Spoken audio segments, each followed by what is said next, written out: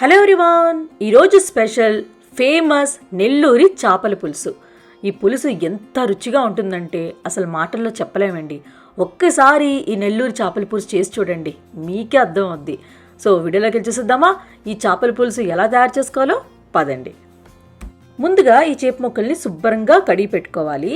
So నీసు వాసన రాకుండా ఉండాలంటే మీరు ఏం చేయాలంటే ఒక 1 టేబుల్ స్పూన్ ఉప్పు ముందు వేసుకొని తర్వాత వాటర్ వేసుకొని ఒక 10 నుంచి 15 నిమిషాల పాటు నీటిలో అలాగే ఈ చేప ముక్కలు ఉంచుకోండి. ఇలా చేసిన వల్ల ఏమవుతుందంటే ఉప్పు వేసిన వల్ల మీకు నీసు వాసన ఉండదన్నమాట. ఒక 10 నిమిషాలు అలా పెట్టారనుకోండి. సో 10 నిమిషాల తర్వాత ఈ వాటర్ అంతా పారేసి మళ్ళీ ఒకసారి శుభ్రంగా కడిగి పెట్టేసుకోండి. ఒక 3 సార్లు కడిగితే సరిపోతుంది అనమాట. ఉప్పు వేసిన వల్ల ముక్కలు కూడా నీట్గా ఉంటాయండి. మీరు చూస్తున్నారు కదా వీడియోలో, చక్కగా నీట్గా ఉంటాయన్నమాట. సో ఇప్పుడు చింతపండుని నానబెట్టుకోవాలి. చింతపండు ఇక్కడ నేను పిడికిటి తీసుకున్నానండి. ఒక 50 గ్రాములు ఉంటుంది. చింతపండు కొంచెం ఎక్కువ యూజ్ అవుతుందండి ఈ చేపల పులుసుకి. సో చింతపండు తీసుకున్న తర్వాత ములిగినంత నీళ్ళు పోసుకొని ఒక 15 నిమిషాలు అలా పక్కన పెట్టేసుకోండి. ఈ చింతపండు నానాలన్నమాట. ఈ లోపల మనం మసాలా ప్రిపేర్ చేసుకోవాలి. సో ఈ నెల్లూరు చేపల పులుసుకి ఈ మసాలా చాలా ఇంపార్టెంట్ అండి. దానివల్లే ఈ చేపల పులుసు అంత రుచిగా ఉంటుందన్నమాట. సో ముందుగా ఒక చిన్న ప్యాన్ తీసుకొని అందులోని ఒక 1/2 టీ స్పూన్ అంతా మెంతులు వేసుకోవాలి. ఎక్కువ వేసుకోకండి. అలాగే ఒక 2 టేబుల్ స్పూన్లు ధనియాలు తీసుకోవాలి. ఫ్లేమ్ని లో చేసే ఉంచండి. 1 టీ స్పూన్ జీలకర్ర, ఒక 1 టీ స్పూన్ ఆవాలు, అంతేనండి. ఫ్లేమ్ని లో చేసుకొని ఇవి లైట్గా కలర్ చేంజ్ అయిన వరకు ఫ్రై చేసుకోవాలి. ఈ మసాలాలు ఇంకేం అక్కర్లేదండి, ఈ 4 వేసుకుంటే చాలు అనమాట. నెల్లూరు చేపల పులుసు చాలా రుచిగా ఉంటుంది. ఇలా లైట్గా కలర్ చేంజ్ అయ్యి మంచి వాసన వచ్చిందనుకోండి, ఇంకా మీరు స్టవ్ ఆఫ్ చేసుకొని ఇదంతా మిక్సీ జార్లో వేసుకొని పౌడర్ లాగా మిక్సీ చేసుకోవాలి. మరీ మెత్తగా పౌడర్ చేసుకోక్కర్లేదండి, కొంచెం కచ్చాపచ్చగా ఉన్నా సరిపోతుంది అనమాట. ఇప్పుడు ఒక పెద్ద వెల్లుల్లిని తొక్కు తీసుకొని వేసుకోవాలి. ఈ వెల్లుల్లి వల్లే మంచి టేస్ట్ వస్తుందండి. సో కంపల్సరీ ఒక పెద్ద వెల్లుల్లి వేసుకొని మరీ పేస్ట్ లాగా మిక్సీ చేసుకోకండి. ఒక 2 పల్స్ ఇవ్వండి అంతే. చూస్తున్నారు కదా వీడియోలో. సో అక్కడక్కడ మీకు వెల్లుల్లి ఉన్నా కూడా ఏం ప్రాబ్లం లేదనమాట. అలా మీరు మిక్సీ చేసుకోవాలి. సో ఇదంతా తీసుకొని పక్కన పెట్టుకోండి. ఇప్పుడు అదే మిక్సీ జార్లో 2 పెద్ద సైజ్ టమాటోల్ని ముక్కలుగా కట్ చేసుకొని వేసుకోండి. మీడియం ఉన్నాయనుకోండి 4 వేసుకోండి. ఈ టమాటాలు మా ఇంటి చెట్టువండి, చాలా సరదాగా ఉంది అందుకే మీకు చెప్తున్నాను. సో ఇలా పేస్ట్ చేసుకొని పక్కన పెట్టుకోవాలి. సో ఈ పేస్ట్ వల్లే మనకి చేపల పులుసు అనేది కొంచెం థిక్ ఉంటుందన్నమాట. అందుకే ప్యూరీ వేసుకోవాలి.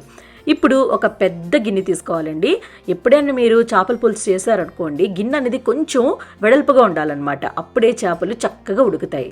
ఇప్పుడు ఆయిల్ వేసుకోవాలి. ఆయిల్ కొంచెం ఎక్కువే యూజ్ అవుతుందండి చేపల పులుసుకి. సో నేను ఇక్కడ ఒక 4 నుంచి 5 టేబుల్ స్పూన్లు ఆయిల్ వేసుకున్నాను. ఆయిల్ బాగా హీట్ అయిన తర్వాత 1 టీ స్పూన్ ఆవాలు, కొంచెం అంటే 1/2 టీ స్పూన్ అంతా మెంతులు. ఎక్కువ వేసుకోకండి, ఆల్రెడీ మనం పౌడర్ చేసినప్పుడు వేసాం కాబట్టి. ఇప్పుడు 2 పెద్ద సైజు ఉల్లిపాయల్ని చిన్నగా కట్ చేసుకొని వేసుకోండి. మీ దగ్గర వెజిటబుల్ చాపర్ ఉందనుకోండి, చాపర్లో వేసుకోండి, చక్కగా చిన్నగా అవుతాయి అనమాట. సో ఉల్లిపాయలు మంచిగా కలర్ చేంజ్ అయిన వరకు ఫ్రై చేసుకోవాలి. అలాగే ఒక 4-5 పచ్చిమిరపకాయలు, పిడికెడు కరివేపాకు. ఎప్పుడైనా మీరు చేపల పులుసు చేశారనుకోండి, కరివేపాకు మాత్రం కంపల్సరీ ఎక్కువ వేసుకోండి, మంచి రుచి వస్తుంది. సో ఉల్లిపాయలు ఇలా కొంచెం ఫ్రై అయిన తర్వాత ఉప్పు వేసుకోవాలి. ఉప్పు ఇక్కడ నేను కల్లుప్పు యూజ్ చేశానండి. ఎప్పుడైనా మీరు ఏ పులుసు చేసినా కూడా కల్లుప్పు వేసుకున్నారనుకోండి, మంచి రుచి వస్తుంది. కల్లుప్పు అంటే రాక్ సాల్ట్ అండి. నేను ఇక్కడ ఒక 2 టేబుల్ స్పూన్ వేసుకున్నాను. చేపల పులుసుకి ఎప్పుడైనా ఉప్పు కారం కొంచెం ఎక్కువ యూజ్ అవుతుందండి, ఎందుకంటే పులుపు అనేది కొంచెం బ్యాలెన్స్ అవుతుంది అనమాట అందుకు. అలాగే ఒక 1/2 టీ స్పూన్ పసుపు, ఒక 2 టేబుల్ స్పూన్లు కారం. మీకు ఆల్రెడీ చెప్పాను కదండి, కారం కూడా కొంచెం ఎక్కువ యూజ్ అవుతుందని. ఎందుకంటే పులుపు కదండి, సో కారం ఉప్పు ఎక్కువ వేసుకోవాలి. తక్కువ వేసుకున్నారనుకోండి పులుపు అనేది ఎక్కువ అంటే డామినేట్ చేస్తుంది అనమాట. అందుకే ఉప్పు కారం కొంచెం ఎక్కువే పడుతుంది. కారం వేసిన తర్వాత ఫ్లేమ్ని లో చేసి 1 నిమిషం పాటు ఫ్రై చేసుకోవాలి. ఇప్పుడు మనం ఆల్రెడీ మసాలా చేసుకొని ఉంచుకున్నాం కదా, ఆ మసాలా అంతా వేసుకొని ఫ్లేమ్ని లో చేసుకొని ఒక 2-3 నిమిషాల పాటు ఫ్రై చేసుకోవాలి.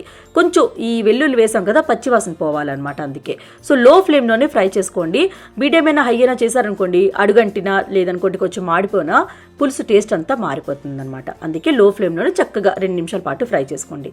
ఇలా కొంచెం ఆయిల్ సెపరేట్ అయినట్టు మీకు అనిపిస్తుంది కదా, అప్పుడు ఆల్రెడీ మనం ప్యూరీ చేసుకొని ఉంచుకున్నాం కదా, ఈ టమాటో ప్యూరీ అంతా వేసుకొని ఒకసారి బాగా కలుపుకొని మూత పెట్టుకొని 5 నిమిషాలు లో ఫ్లేమ్లో కుక్ చేసుకోవాలి.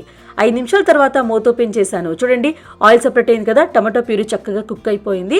ఇప్పుడు మనం ఆల్రెడీ చింతపండు నానబెట్టుకొని ఉంచుకున్నాం కదా, ఆ పులుసు అంతా వేసుకోవాలి. గుజ్జురు వేసుకోకండి, గుజ్జురు తీసుకొని ఓన్లీ పులుసు మాత్రమే వేసుకోవాలి. వేసిన తర్వాత ఒకసారి బాగా కలుపుకొని ఒక 2 నిమిషాలు మీడియం ఫ్లేమ్లో కుక్ చేసుకోండి. కొంచెం దగ్గరికి అవ్వాలన్నమాట, అంతే. సో ఇలా కొంచెం దగ్గర అయిన తర్వాత మీరు వాటర్ యాడ్ చేసుకోవాలి. ముందే వాటర్ వేసుకోకండి. సో ఇలా కొంచెం ఆయిల్ కూడా సపరేట్ అయ్యి చూసారు కదా, అలా కుక్ చేసిన తర్వాతే మీరు వాటర్ వేసుకోవాలి. అంటే ఈ చింతపండు పులుసు కూడా కొంచెం కుక్ అవ్వాలి, అంతే. సో వాటర్ మీరు ఎక్కువ వేసుకున్నారా పులుసు ఎక్కువ ఉంటుంది, తక్కువ వేసుకుంటే కొంచెం పులుసు అనేది థిక్గా ఉంటుందన్నమాట. సో ఇది మీ టేస్ట్ ప్రకారంగా మీరు వాటర్ వేసుకోవచ్చు. అండ్ సపోజ్ ముక్కలు ఎక్కువ ఉన్నాయి అనుకోండి, వాటర్ కొంచెం ఎక్కువ వేసుకోండి, ఎందుకంటే ములగాలు కాబట్టి ముక్కలన్నీ. సో వాటర్ వేసిన తర్వాత ఫ్లేమ్ని హై చేసి ఈ వాటర్ అంతా బాగా మరగాలన్నమాట. మీరు వీడియోలో చూస్తున్నారు కదా, ఇలా మరిగిన తర్వాత ఫ్లేమ్ని మీడియం చేసి ఈ ముక్కలన్నీ వేసుకోవాలి. ఇలా ముక్కలన్నీ ములగాలన్నమాట ఈ పులుసులోని. ముక్కలన్నీ వేసిన తర్వాత మీరు గరిటె పెట్టి ఇటు అటు టర్న్ చేయకండి, ఈ గిన్నెనే కదపాలన్నమాట. మీరు గరిటె పెట్టారనుకోండి ముక్కలు విడిపోతాయి, గుర్తుపెట్టుకోండి. సో ఇలా ముక్కలన్నీ వేసుకొని ఫ్లేమ్ని మీడియంలో ఉంచుకొని మూత పెట్టుకొని 20 నిమిషాల పాటు కుక్ చేసుకోవాలి. 20 నిమిషాల తర్వాత మూత ఓపెన్ చేశాను, చూడండి ఆల్మోస్ట్ ఈ చేప ముక్కలు బాగా ఉడికిపోయాయి కదా. సో లాస్ట్లో అంటే ఒక 10 నిమిషాలు ఉంది అంటేనే మీరు మామిడికాయ ముక్కల్ని కట్ చేసుకొని వేసుకోవాలి. తొక్కేం తీయకండి, పెద్ద పెద్ద ముక్కలుగా కట్ చేసుకొని వేసుకోండి.